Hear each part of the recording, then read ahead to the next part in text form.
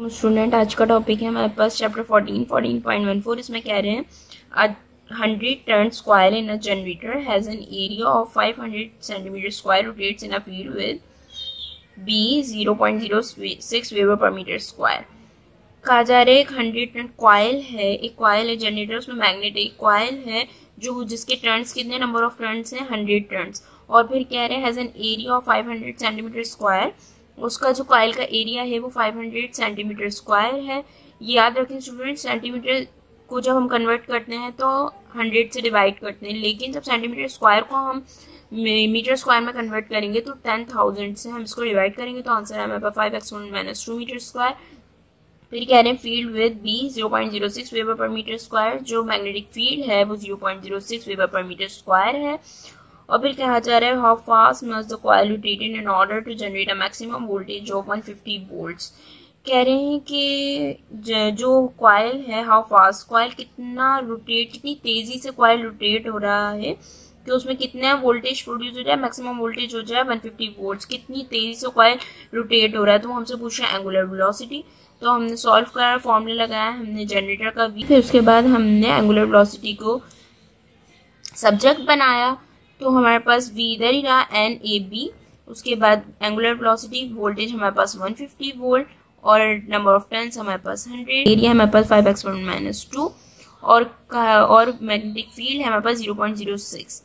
हमारे पास angular velocity का formula आया, हमने इन सबको डिवाइड किया तो आंसर आया 500 रेडियन पर सेकेंड। लेकिन बहुत सारे पास पेपर्स में आपसे कहा जाएगा कि रेवोल्यूशन पर सेकंड में भी कन्वर्ट करें, तो 1 रेवोल्यूशन जो होता है वो बराबर होता है 2 पाई रेडियन के।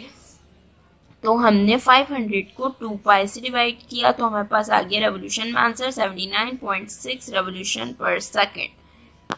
ये हमारे पास फाइनल आंसर आ गया। असल में आंसर तो ये है जो बुक में, लेकिन बहुत सारे पास पेपर्स में रेवोल्यूशन पर सेकंड में पूछा हुआ होता है, तो आप ये भी कन्वर्ट कर सकते हैं। क्वेश्चन है हमारे पास 14.15, इसमें कह रहे हैं a step down transformer at the end of transmission line reduces the voltage from 2400 volt to 1200 volt. The power output is 9.0 kilovolt and overall efficiency of the transformer is 95%. The primary winding has 400 turns. How many turns has the secondary coil? What is the power input? What is the current in each of the coil? Data बनाते हैं हम।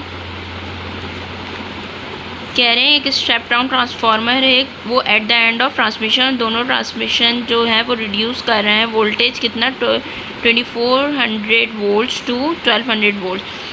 तो voltage जो है वो कितना reduce हो रहा है प्राइमरी कॉइल से सेकेंडरी कॉइल में 2400 वोल्ट्स, सेकेंडरी कॉइल में कितना हो रहा है 1200 वोल्ट्स। ठीक है, फिर कह रहे हैं the power output is 9.0 kilowatt. Power जो आउटपुट है, पावर आउटपुट मतलब आउटपुट जो है वो सेकेंडरी कॉइल होगा, इनपुट जो होगा वो प्राइमरी कॉइल होगा। तो पावर आउटपुट मतलब पीपी, ये है हमारे पास 9 किलोवाट, किलोवाट मतलब 9000 वोल्ट। ठीक है, फिर कह रहे हैं and overall efficiency, overall efficiency जो है हमारे पास वो है 95%। The primary winding has 400 turn. तो जो नंबर ऑफ टर्न्स हैं प्राइमरी कॉइल के, नंबर ऑफ टर्न्स जो हैं प्राइमरी कॉइल के वो हैं हमारे पास 400 टर्न्स।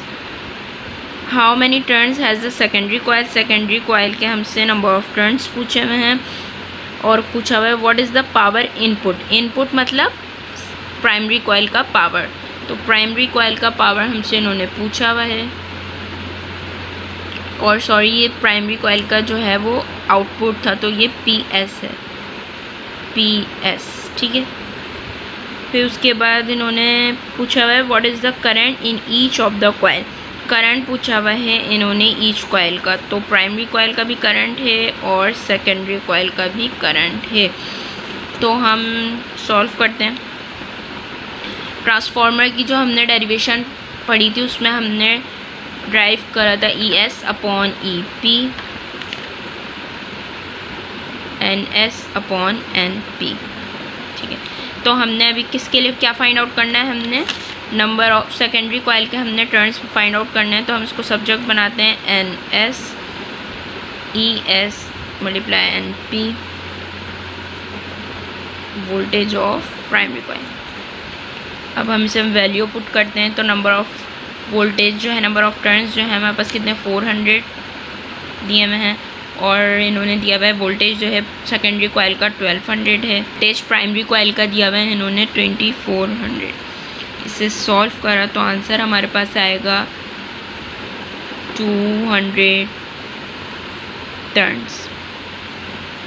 हमने फाइंड आउट करना है पावर इनपुट। पावर इनपुट के लिए हमने efficiency power secondary coil power of primary coil multiply bye 100, ये फॉर्मूले सब हमने पढ़े ट्रांसफार्मर वाली डेरिवेशन में। हमने फाइंड आउट करना है पावर इनपुट, तो पी को हम सब्जेक्ट बनाते हैं PS upon EF multiply by 100। Secondary coil का पावर है हमारे पास 9000 और एफिशिएंसी दी हुई है 95। 100 से मल्टीप्लाई किया तो आंसर आएगा हमारे पास 9473 वॉट। तो हमने करंट फाइंड आउट करना है, तो पहले हम करंट फाइंड आउट कर लेते हैं प्राइमरी कॉइल का। तो करंट फाइंड आउट कर हमने प्राइमरी कॉइल का, तो हमने फॉर्मूला लगाया PP is equals to voltage of primary coil multiply by current of primary coil.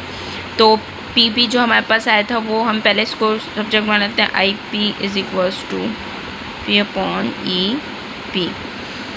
तो current of primary coil, power input है हमारे पास 9473 और हमारे पास जो है वोल्टेज था वो 2400 था प्राइमरी कॉइल का। तो हमने आंसर आया हमारे पास 3.9 हमारे पास एम्पेयर आ गया प्राइमरी कॉइल का करंट। अब हमने करंट फाइंड आउट करना है सेकेंडरी कॉइल का, तो हमने फॉर्मूला लगाया PS is equals to ES multiply by IS subject बनाया प्राइमरी कॉइल का। सेकेंडरी कॉइल का हमारे पास पावर इनपुट, इसकी वैल्यू पुट की हमने 9000 और ये है हमारे पास 1200। तो आंसर जो आएगा वो हमारे पास आएगा 7.5 एम्पियर। आंसर है हमारे पास सेकेंडरी करंट।